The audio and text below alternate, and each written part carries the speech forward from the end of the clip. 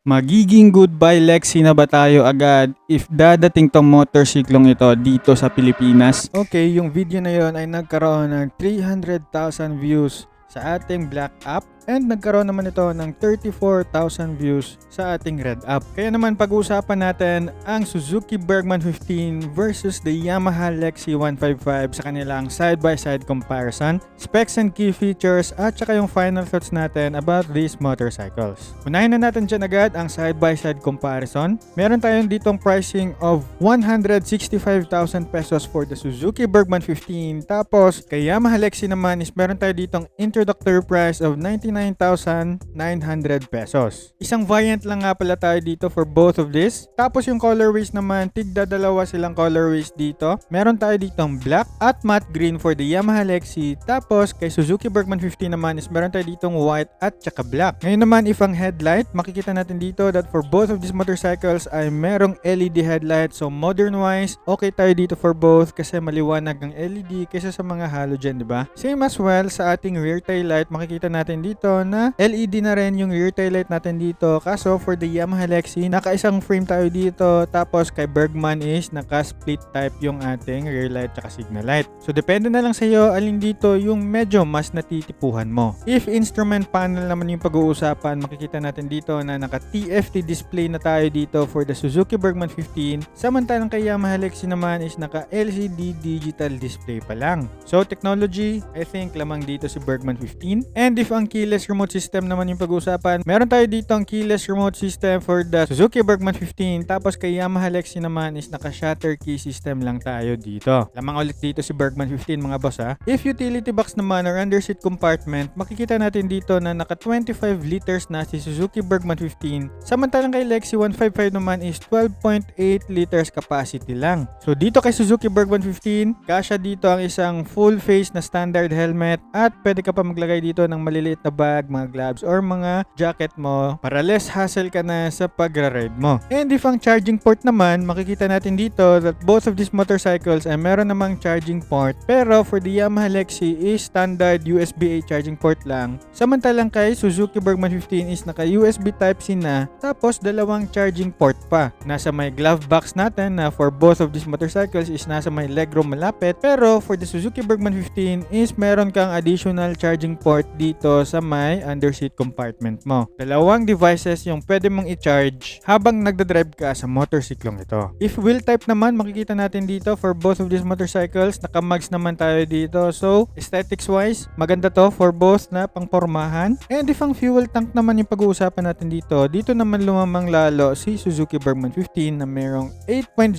liters na 4.2 liters lang for the Yamaha Lexi 155. Na merong fuel consumption of 42 kilometers per liter for the Suzuki Bergman 15 and lumamang dito si Yamaha Lexi na around 43 kilometers per liter. If gagawa natin ng total estimated range ang mga motorsiklong ito, merong 336 kilometers of total estimated range si Suzuki Bergman 15 at 180.6 kilometers naman of total estimated range si Yamaha Lexi. Galing yan sa kanilang fuel tank capacity at saka fuel efficiency estimation. If ang gulay board naman yung pag-uusapan, dito lumamang ulit si Yamaha Lexi kasi meron na itong footboard aka gulay board. Na unfortunately walang ganyan si Suzuki Bergman 15 kasi nasa paahan niya yung fuel tank niya aka the external fuel lid. If ilalagay na yung paa dito sa footrest extension, mas relax kayo pag ibabiyahe itong mga motorsiklong ito. If park brake naman yung pag-uusapan, makikita natin dito na wala tayong ganyan for the Suzuki Bergman 15 and meron naman for the Yamaha Lexi 155. And if ang auto start stop system naman for these motorcycles, stop start system nga pala ang tawag sa Suzuki, tapos stop and start system naman for the Yamaha Lexi. Now if ang built-in hazard switch naman yung pag-usapan natin, makikita natin dito that both of these motorcycles ay meron din tayong hazard switch. Nasa may right handlebar yung built-in hazard switch natin for the Yamaha Lexi, tapos nasa may left naman makikita natin dito for the Suzuki Bergman 15. Magandang feature ito mga bossing kasi just in case meron tayong emergency pwede tayo tayo makapunta sa gilid na makakapagdagdag ng awareness pag pipindutin natin itong switch na ito. Ngayon naman, if ang tubeless yung pag-uusapan, both of these motorcycles ay meron namang tubeless tires. So okay tayo dito, lalong-lalo na kapag nagkaroon tayo ng abire sa daan na wag naman sana, ano? Mas madali talagang ma-repair at ma-troubleshoot ang tubeless tires na mga gulong compared sa mga naka-tube type. Pero unfortunately, wala tayong kickstart for both of these motorcycles. Kaya naman, if medyo conscious ka sa battery voltage ng motorsiklo mo, kailangan mo itong i-monitor sa iyong instrument panel para naman mas less yung road anxiety mo. And second to the last, if ang phone connectivity yung pag-uusapan, I think wala tayong makikita ang Suzuki Ride Connect dito for the Suzuki Bergman 15 na meron namang fini-feature dito na phone connectivity for the Yamaha Lexi, which is called the Yamaha Motorcycle Connect or Y-Connect app na makakadagdag sa'yo ng mga maintenance recommendation, last park location, tracker ng iyong fuel consumption at marami pang ibang maibibigay. So dagdag intuition talaga sa motorsiklo mo yung pagiging rider mo together with your motorcycle. Now wala tayong makikitang ganyan for the Suzuki Bergman 15, knowing that this motorcycle is a rebadged motorcycle from the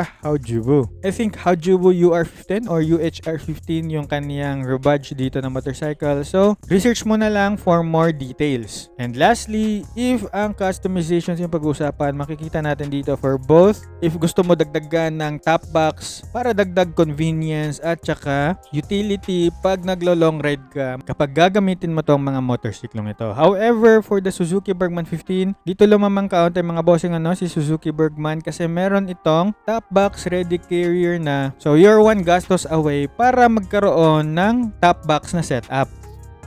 Ngayon naman, pag-usapan na natin ang specs and key features ng mga motorsiklong ito. Makikita natin dito that the Suzuki Bergman 15 is meron ng 149cc displacement and 155cc naman for the Yamaha Lexi. Power naman dito for the Suzuki Bergman 15 is 14.2 horsepower at 8,500 RPM na 15.2 horsepower naman at 8,000 RPM for the Yamaha Lexi. Torque naman 14.2 Nm at 6,500 RPM for the Suzuki Bergman 15 na pareho lang yung torque nito for the Yamaha Lexi. Compression ratio nga pala 10.6:1 for the Suzuki Bergman 15 and 11.6:1 naman for the Yamaha Lexi. And lastly, yung bore stroke 57.3 by 57.9 naman kay Suzuki Bergman 15 and 58 by 58.7 naman for the Yamaha Lexi. Sa displacement lamang siya, sa power lamang din. Tapos pareho lang sila sa torque and lamang ulit dito si Lexi sa compression ratio at saka sa bore stroke. So numbers wise sa spreadsheet, I think lamang dito si Lexi and it's up to you if kailangan mo talaga tong mga numbers na ito. Now, bago natin pag-usapan ang key features, pag-usapan muna natin ang kanilang dimensions. Makikita natin dito na mayroong 760mm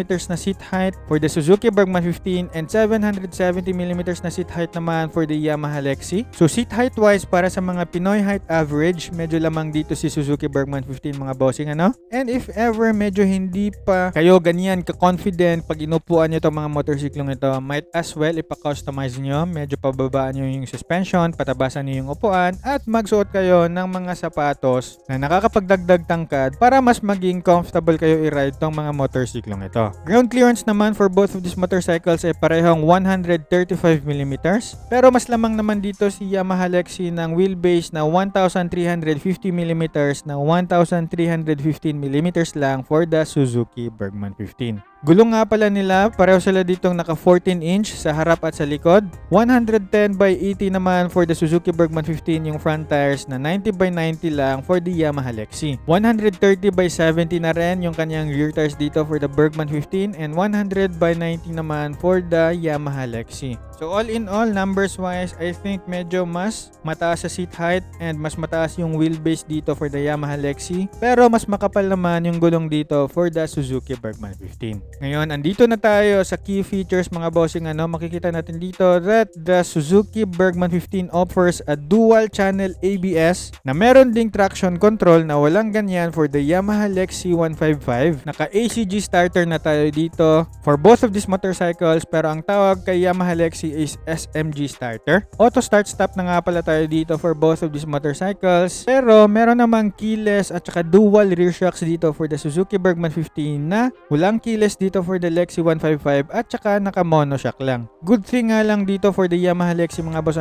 is that sa kabilang side ng suspension niya is may abang doon na suspension. So just in case na gusto mong dagdagan, pareho na nga pala tayo dito merong CVT Auto. Pero lumamang dito si Yamaha Lexi na merong 116 kilograms na 150 kilograms naman for the Suzuki Bergman 15. Naka Yamaha Blue Core dito si Yamaha Lexi. Pero binawi naman ni Suzuki Bergman 15 ng 25 liters underseat compartment plus top box ready carrier. Pero naka disc brake na dito sa harap at likod for the Suzuki Bergman 15 na drum brake tayo dito sa likod ng Yamaha Lexi 155. Although 2 valves lang for the Suzuki Bergman 15 na 4 valves naman for the Yamaha Lexi, meron naman itong ino-offer na TPMS or tire pressure monitoring system for the Suzuki Bergman 15 and mas malayo din yung kanyang total estimated range over the Yamaha Lexi 155 na 180.6 kilometers lang. So for the price, I think mapapaisip ka na lang alin dito yung sa tingin mong mas panalo for your day-to-day activities. Pero if gusto mo ng dulo, mas lamang dito si Lexi ng 4 valves, so mas may dulo ito compared for the Suzuki Bergman 15.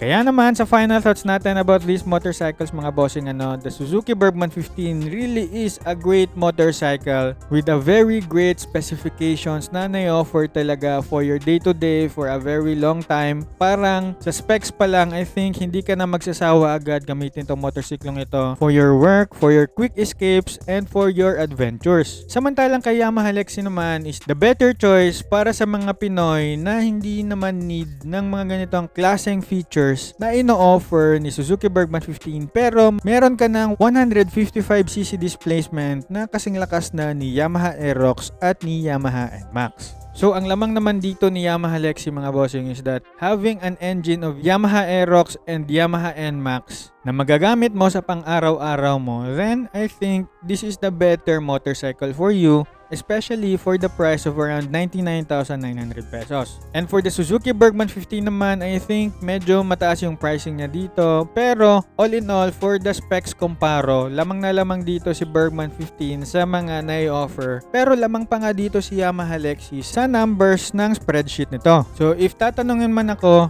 if alin dito yung sa tingin kong mas maganda, I think the Yamaha Lexi is a better answer if you're a typical Filipino rider like me na naghahanap ng motorsiklong pang-araw-araw, hindi ganyan kamahal, maganda yung makina, and especially meron ding forma. Medyo kailangan mo nga lang pag-isipan yung kanyang underseat compartment mga boss and yung kanyang fuel tank capacity na around 4 liters lang. So basically, kailangan mo talaga magpapagas dito mayat maya kasi medyo maliit yung kanyang fuel tank capacity dito. So magiging goodbye Lexi ba dahil kay Suzuki Bergman 15? I think not, but both of these motorcycles ay maganda. Depende na lang sa'yo alin yung sa tingin mong mas masasatisfy ka sa perang pinaghirapan mo. Pero kayo ba mga bossing, alin dito sa tingin niyo ang mas maganda? Alin dito sa tingin niyo ang mas sulit sa inyong pera? Magaganda ba tong mga motorsiklong ito or baka hype lang? Pakilagay nga dyan sa comment section. If nagustuhan niyo yung mga ganitong klaseng videos you can follow me for more. Like this video na rin and make a comment down below if meron ka mga questions or suggestions na pwede natin pag-usapan dyan together with the community. You can also support me by purchasing helpful products dyan sa mga affiliate videos ko, and always remember lang to ride safe and see you in my next video.